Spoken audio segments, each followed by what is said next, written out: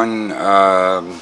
Just wanted to show you my because I don't have any space, a lot of space in my garage, so I just want to show you what I did with my belt sander, disc sander. And you're going to wonder why it's so far, but I'll show you why.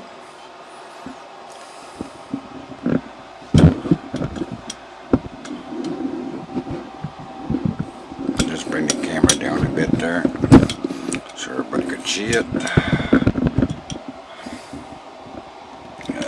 There we go. Bring this down a bit.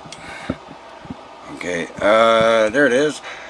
But it's far away from because I have this place to work. All this here.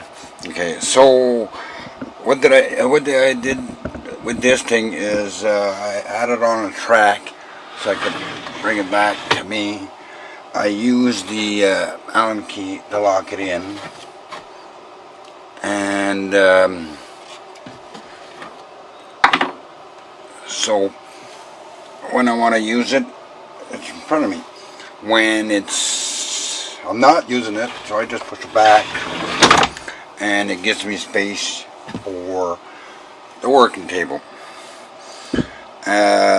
Just like to tell you thank you for watching. If you like it, just subscribe, and I hope you do. And thank you.